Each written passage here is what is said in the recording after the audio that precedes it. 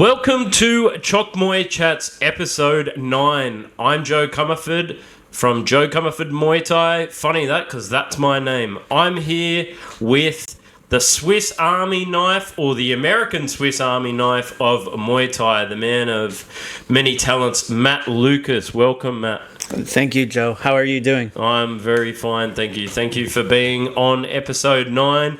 If you like this episode, don't forget to like, subscribe, and share amongst your friends. You can find this episode on YouTube and Spotify. So, Matt, thank you very much for being on my podcast. I've been trying to get you on here for a while. Yeah, I think we just keep missing each other. I don't know why. Yeah, considering we work together pretty closely. Yeah, I see you almost every week. Yes, that's right. So if you don't know, Matt is the head commentator on Fairtex Fight. He's also the foreign liaison. Director of Public Relations at Fairtex Training Center. Okay. And what other things do you do? So I am the Director of Media for WBC USA, along with the MDL, which is a development league show in the States. Yep. Then I also do work with Rebellion, doing media for them, writing and social media as well. I think that is it. Yeah, I think that's... yeah, that covers most of it. And then bits and bobs, of course. Yes, and also your own personal... Yeah, and then my own personal stuff as well. So Okay, yeah, so you're a bit of a trick of all trades, the master of many. yeah. So let's go right from the start. We don't need to do an origin story of Muay Thai, because that tends to take a while. But what I do... You don't want to hear about how I fell into a vat of acid and now blame Batman for all my life's mistakes? No, not really. What I do want to ask is, how did the journey start with working in the behind the scenes industry? Because I know you were a fighter. You fought in the US. You fought over here for a long time. How did your journey start as working in the behind the scenes side of the industry? It really started when I moved out here to Thailand 8 years ago. I didn't want to be an English teacher, although I had a degree in creative writing. And I'd done some journalism in the past. So I met Rob Cox, who at the time was commentating at Max Muay Thai. Now he's a matchmaker for one championship. Basically, Rob opened the doors for most of us foreigners in terms of Muay Thai media, in terms of management and other things. And he opened the door for me to commentate at Max. So that was the first door that got opened for me. And I started commentating there weekly with him. They wanted an American. I was American. I wasn't that great, but I feel over the years I've gotten better.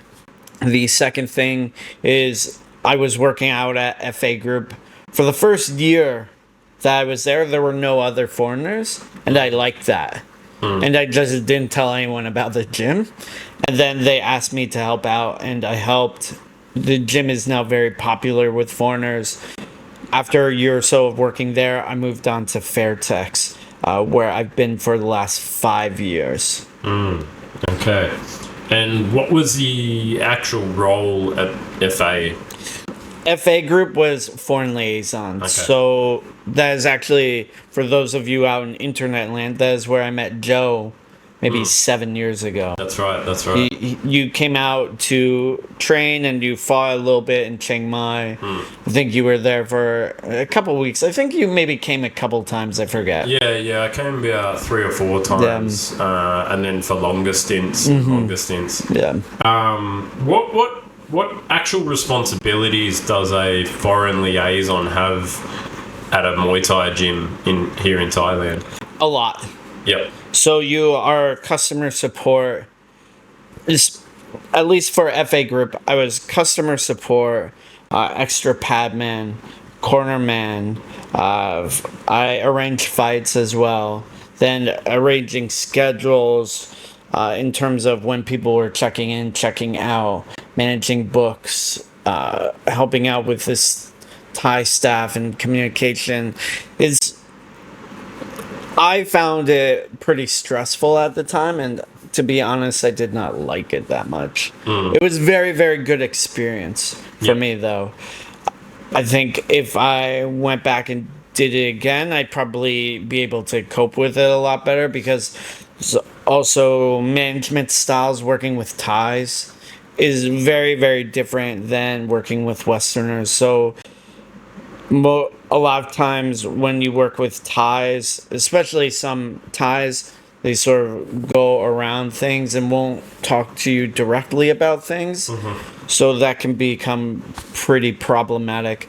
And you'll have to, in order to get an answer from Batoy or something, I'd have to talk to Joe. And then Joe talks to Batoy, and Batoy talks to Joe, and then talks to me. And so it can be very frustrating. Yeah, I think that's one of the aspects is Thai is not quite a direct culture, and that can be one of the difficulties people face. What advice would you give to somebody who might be looking to get into a role like a foreign liaison at a gym? How would they go and approach a gym, or how would they go about getting a role like that? Yeah. So gyms are definitely looking for it. But the issue is most foreigners do not stay long enough and don't have the visas to stay long enough and don't show the commitment as well. So if I was interested in staying out here long term and working for a gym, which I actually recommend as a very, very good experience for foreigners, especially if you want a career in the sport, having your own gym, developing fighters, whatever it is, and go in first as a paying customer. Yep. And plan on staying for a long time, and then start doing the work that you want to be paid for. This is actually advice, I think, across the board for basically anything. If you want to get a job in any sort of career, what I advise doing is go in, start doing the work you want to be paid for, and then when you're good enough, people will start paying you. Yep. I feel like out here in Thailand, it wouldn't take that long, like 6 months or so of regular work and always offering to help. I think one of the easiest ways for foreigners to get in with Thais would be to do the website, answer customer emails, and do the social media. Those are pretty low-level tasks that if you have a decent command of English, you can do. Yep. And do you see more foreigners taking on that line of work now, rather than maybe like 7 years ago when you were doing it? Yes, there are more.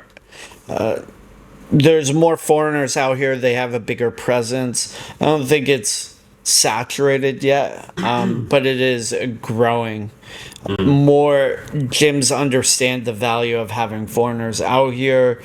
You know, gyms like Fairtex, I would say 30 to 40% of the fighter makeup is foreigners. Yep.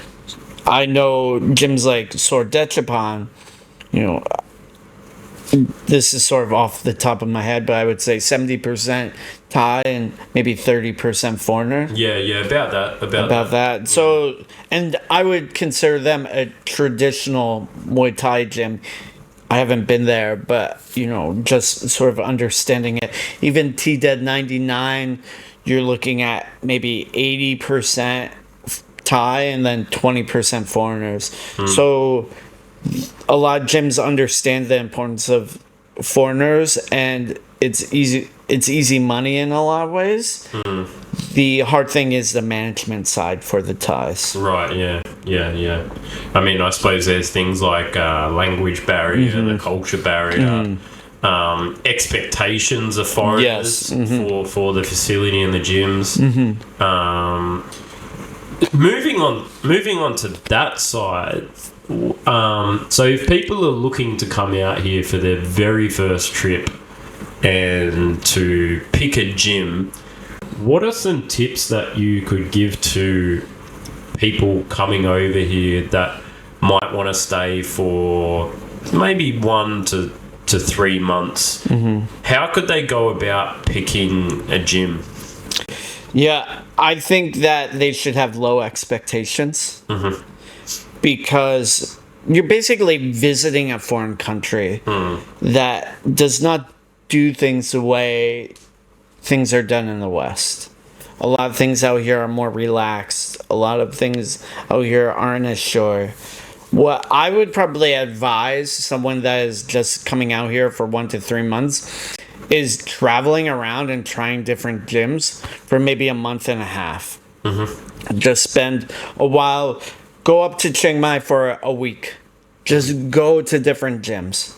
Then spend a week or 2 in Bangkok. Go to PK Sanchai, go to Pet Indy, go to Sitsong Pinong, go Superbond's gym. Then go to Phuket, go to Simbi, go to Revolution, go to Tiger, go to, Phuket Fight Club, go to Pattaya, go to Fairtex, go to Venom, and then you've seen the world a little bit. Then go to whatever gym vibes with you the best. Yeah, rather than coming over and just picking one gym because you saw that your favourite fighter trains there, and then you might have a horrible time because one, you might not speak any Thai and they're all Thais.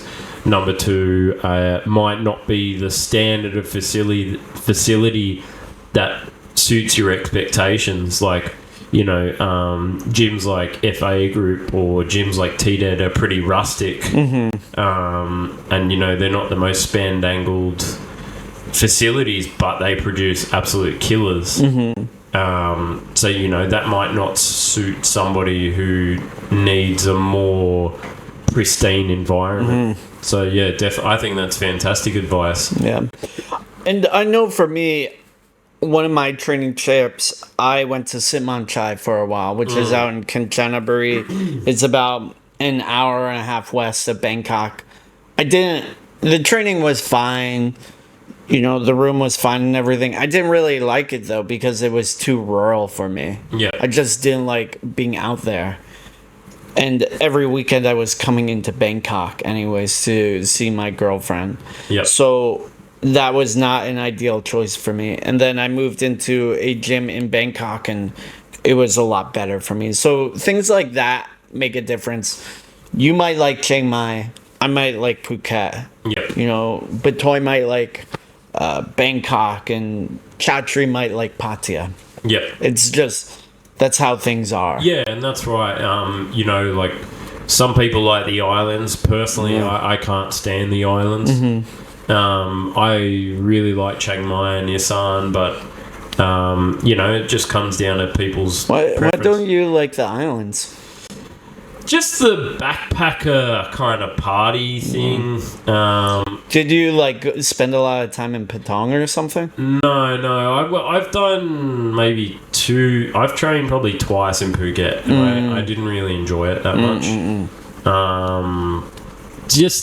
I think maybe because I've spent a lot of time in Bali, it kind of reminds me of that. Yeah, it's a lot like Bali. Yeah, it's a lot probably like Bali. it's probably that thing being an Australian kind of, maybe for better lack of terms, of triggers me.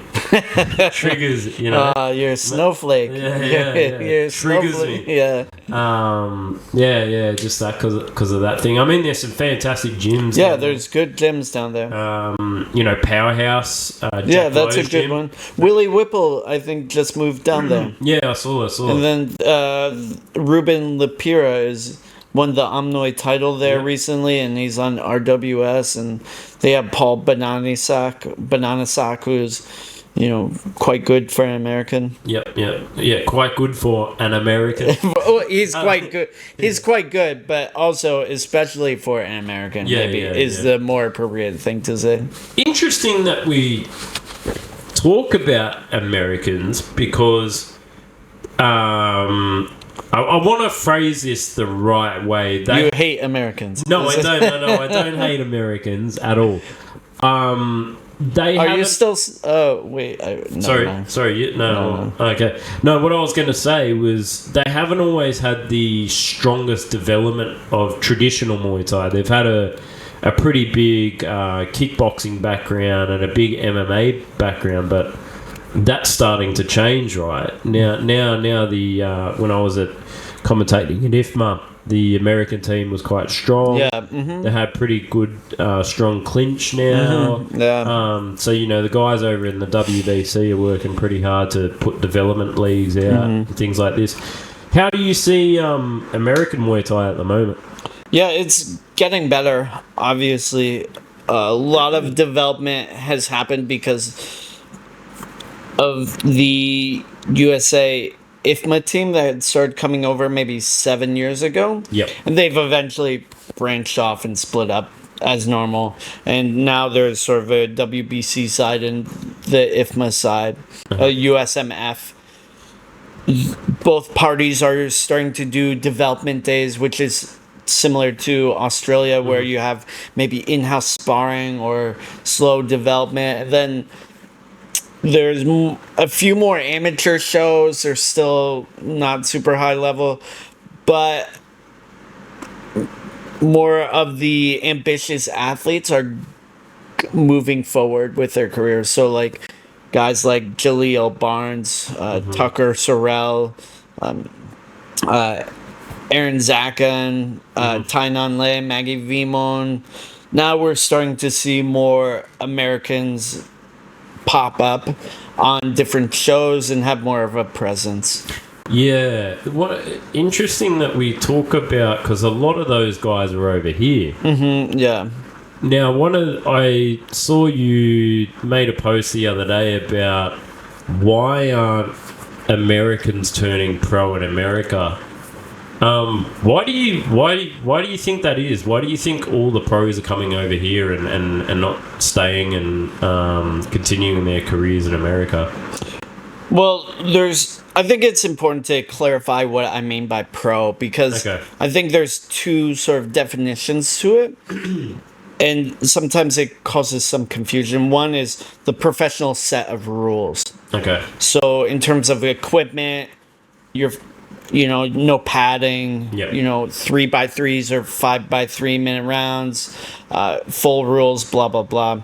So that is professional Muay Thai. The other thing is professional as in it's your way of life. Yes. Okay. I am a professional in the Muay Thai industry. I don't mean to be mean or anything. You are not. Okay. You still have the majority of your income comes from a secondary job. Yeah. So, there's people that are professionals in the Muay Thai industry. Most gym owners are professionals. But their athletes are not, because there's not enough money to support them to live full time off of the sport. When we talk about a professional basketball player, we think of someone that their life is basketball. They don't have a side job. They're just a basketball player. Same as a professional rugby player or soccer player, football, baseball, whatever. You don't think of a professional baseball player having a day job. You think of them having it maybe in off season, but during the off season they're lifting weights or whatever they're doing. Yep. So I think those are two very important distinctions that matter. And then I think the answer for both of them is the same. It's a monetary thing. Yeah. Because in America there are not enough pro rule shows, promotions, because there isn't the audience support for it quite yet. And then also monetarily, it's difficult for the promoters to throw the shows. Yep. So there's that, pro argument. And then two, you cannot make a lifestyle out of it. The purses are just not high. Most athletes end up becoming personal trainers or working at gyms. A few athletes like Kevin Ross have done it successfully. He's both very smart and, more importantly, very dedicated. Yep. someone like Jackie Boonton, I think, is gonna have a professional career in the sport. She's out of Boxing Works. She's out of Boxing Works. I think that what the future of athletes looks like, though, is sort of this model athlete influencer person. Yep. So not necessarily you're a professional athlete, but at the same time, a lot of your money is going to come from other sources besides necessarily the sport. Sponsorship deals, that kind of stuff, yeah. This happens in other major sports as well. Michael Jordan getting his big bonus or big signing with Nike, and how much money he made from that versus how much money he made from playing the sports himself. Yep. But we're seeing it play out a little different because Muay Thai is still a niche but growing sport, so the levels of money and everything are not the same. Does the geopolitical the geopolitical map of America get in the way? So you've got 50 states, so that means you've got 50 different athletic commissions in each state. Does that get in the way as well for promoters, do you think? Yes. Yeah. The short and long answer is yes. Yes. Okay. Yeah. I mean, because that's one of the issues that we've run into Australia, in Australia. I mean, we're kind of lucky because we've only got it's like 4 or 5. Yeah, 4 or 5. And the state in the middle and in the north no one lives there. No. That's right. Yeah, we got the Northern Territory and the Australian Capital Territory where Kieran Walsh lives. Who goes there? No. Yeah, I mean, what's in Canberra? Questacon. What is Questacon? Questacon used to be like the big science museum. I don't know if it's still there. Also, the only reason people went to Canberra was for fireworks and Yeah. Shout out to Canberrians. Yeah, they're not going for Kieran Walsh. Yeah. Although he is a very lovely guy. Yeah, very lovely guy. Shout out to Kieran and Moyu and. Maybe you should go there. Yeah. Maybe I should get the WBC titles right when I interview Max McVicker next. So sorry about that, Max. So moving on from the American thing, I wanted to talk to you about how you got involved with Fairtex, because I mean you've been with them for 5 years now. You have a lot to do with 2 of their biggest female stars, Smiller and Stamp. What was the initial drive to get involved with Fairtex? They put a job ad up. Oh, okay. And I was like, I want that job. And I did.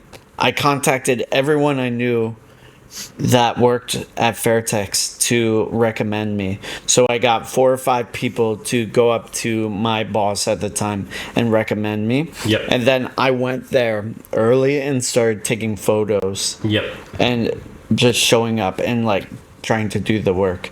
I was very lucky to get the job, and things have moved on from there. Yep. I mean, you do a good job down there. The social media for Fairtex over the last 5 years has skyrocketed. So what are some of the things you do for Fairtex? Are you able to talk about that? Yeah, of course. So what are some of the roles that you or responsibilities that you have for Fairtex? So my direct responsibilities are to handle the social media. So Facebook, Instagram, some website and blogging.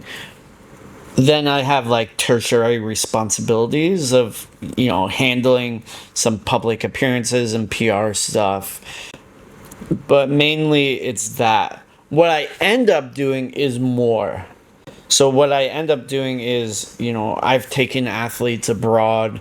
I've taken athletes to Japan before, to Rebellion in Australia, took Stamp on tour in the USA. I also sort of manage her fight in the USA as well. And then, I've taught English to a bunch of the fighters over a prolonged period of time. I thought you didn't want to be an English teacher. Yeah, I didn't want to be. I didn't, but it was necessary. You're right.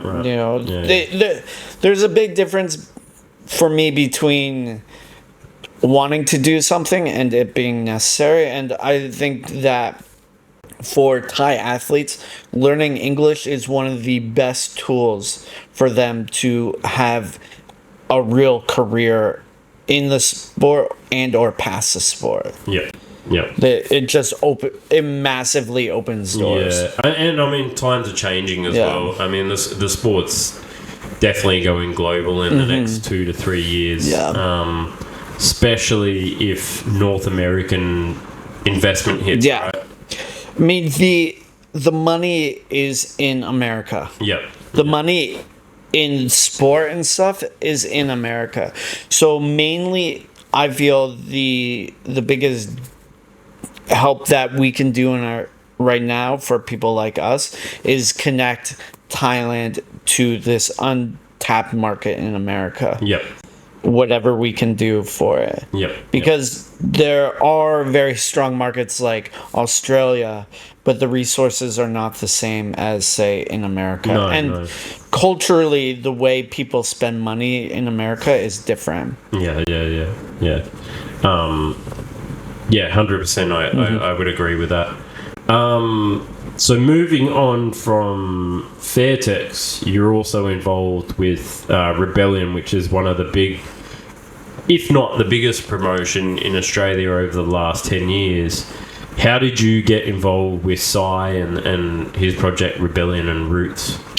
Very lucky. Yeah. I would say first and foremost, very, very lucky. The second is when I saw Rebellion maybe for the first time 6 or 7 years ago, Willie Whipple was fighting on it, and they had the 8-man with Samapet and Singh Payak. Yep. I was like, this show is good. Yep. And so I followed this show for a long time, and when I started working at Fairtex, I started promoting the show just on my own socials and doing what I could to help Sai. I had a long-running podcast for a while, so I interviewed Sai. I developed the connection for a long time, and then I was lucky enough to bring over an athlete there, and because I'd commentated before, he said, "Oh, Matt, why don't you give a go at commentating?" I did the social media for Fairtex Fight as well. Yep. So I just said, "Oh, hey, these are the numbers," and what I did with Fairtex Fight, and Sai saw that, and shortly after contacted me because I had a positive experience bringing over Andy. He met me in person. I showed my work. I had multiple skills. Yep. I knew the sport. So luckily, I've been able to do a lot of writing and social media work for them. And I'm very, very happy and grateful for it. Because I would say in the world, Rebellion is one of the top 3. Oh, yeah. So for me, the top 3 in the world right now are One Championship, RWS, and Rebellion. And, the order is sort of up to you. Yep. There's pros and cons of each show. Rebellion is more quarterly, but it's 100% Muay Thai, so great for Muay Thai fanatics. RWS is weekly. It's more 3 rounds, but it still has that classic stadium feel. Then One Championship is a new model in a lot of ways, but the small gloves and bonuses and other things. So they're almost 3 different games within the world of Muay Thai, but those are the primary ones on the international scene. Yeah, I don't think there's one standard for Muay Thai anymore. It's its own ecosystem, and we've got, you see a lot of people complaining about entertainment Muay Thai, but it brings a lot of value and, brings a lot of new fans into the sport, whereas Rebellion is what I would consider classic. Classic Muay Thai. But one of the things I like about Rebellion is that it is doing a good job of marrying sort of classic 100% Muay Thai with building a larger fan base. One of the things that really attracted me to Rebellion was the strong brand presence. Yep.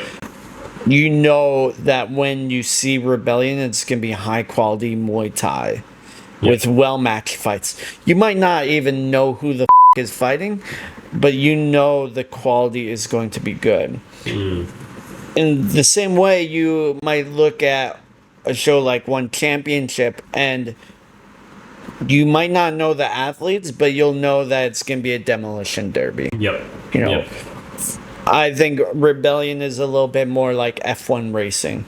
It's a bit more technical. It's a bit faster driving cars. As a, purist, definitely like that. Yep. For me, I like that, as a more classical Muay Thai fan.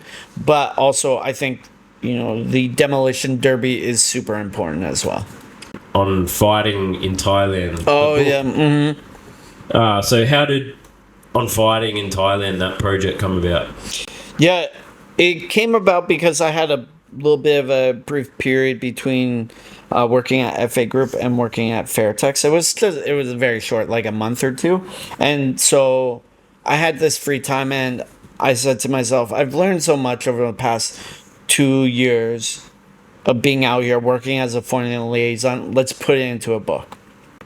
And nothing like that had been done before. So I felt it was really good. And I feel I was the one that coined the entertainment versus stadium idea, which has definitely taken hold. Yeah. I mean, it was a bit obvious, but I think it's a great category way of looking at the sport.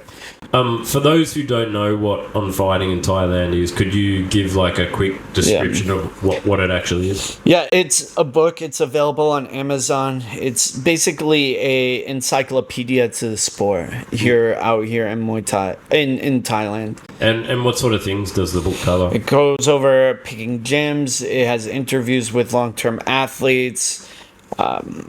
Different styles of fighting, training, cuts, tipping, cornering, basic matchmaking, everything.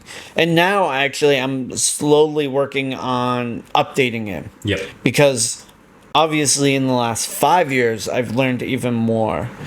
But the updates of it are a bit different. It's more behind the scenes stuff and more infrastructural stuff. So one of the articles I just finished writing was on ticket sales. Yep. So how athletes can sell tickets, because that is a major issue for athletes.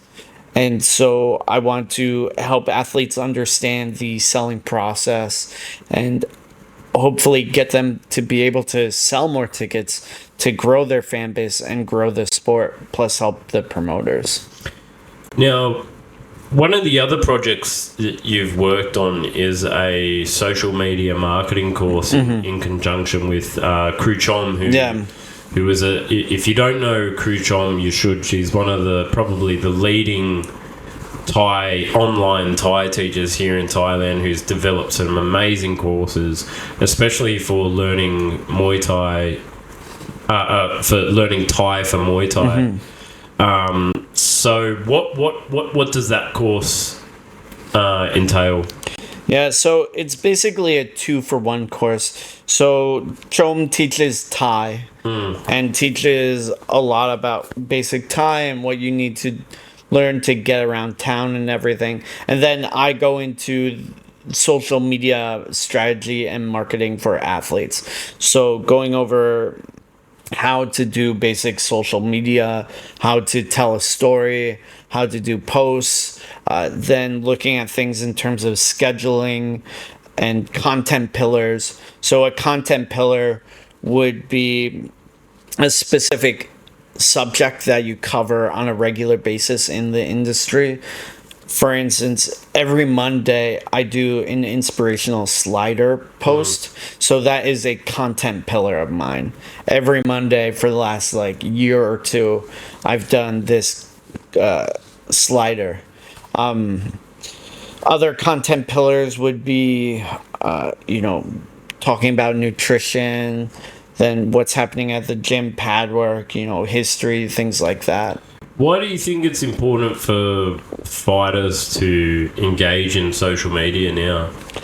Well, if you look at what people like Chatri Sidiotong post on Facebook and what he as a promoter is looking for is he is looking for athletes that have a large social media presence. He posted not too long ago, maybe a month, 2-3 weeks ago, about the top 5 or 10 athletes in one championship that had the highest follower account. Stamp being number 4 or something like that. So he obviously sees it as important. And if you want to be on one championship, you should probably think about that. Yep. And this has actually happened. We were standing outside of Lumpini not too long ago. Rob Cox was eating a toasty, and I asked him, "Oh, have you looked at Natalie Morgan lately? She's coming out. Want to book her for a fight?" And he says, first thing, "Oh, what's her IG following count like?" Yeah. That was what he said. Yeah. I said, 10,000. And he said, "Oh, yeah, that's not bad. We'll look at her again." She didn't end up getting the fight, but to me, that was a very clear indication of what the matchmakers are looking for in athletes. Because there are so many athletes that they can pick and choose from. It's about having athletes that have a good following that can help win championship. Yep.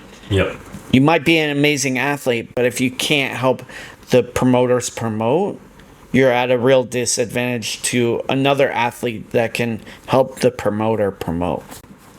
Yep, 100%. I remember that documentary years ago. I can't remember the name of it, but it looked at all different levels of Muay Thai, and Sia Boat. It was when Sia Boat was really young, and he was taking Same under his wing, and they got a production team in to start marketing Same, and it wasn't in the days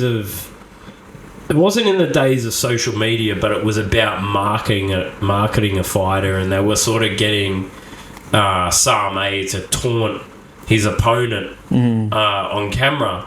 That's kind of a big thing for a Thai to do. Yeah, that's very hard. Yeah, they don't really like doing that sort of thing. But it was about marketing the athlete for the promoter. So it's interesting just to think about that.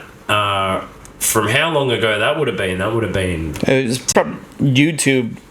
Yeah, 10 years ago. 10 years ago. 10 years ago. So that's how important marketing is for promoters. So unfortunately, that's all we have time for on Chok Muay Chats. Matt, thanks for coming on and talking a little bit about the things you've done, the things you're doing, and the world of Muay Thai. It's always interesting to pick different people's minds on different subjects and talk about what they're doing. So where can people check you out? Obviously, the most active place I'm on is Instagram. You can follow me on Matt Lucas Muay Thai. I'm there all the time, and I'm very responsive to people on that platform. I also have Twitter and that's called X now. That's X. And then I have whatchamacallit, the Threads. I have Threads. I look at it sometimes. I have TikTok, but I don't really. Yeah, same. Yeah. Even though that's my biggest follow account.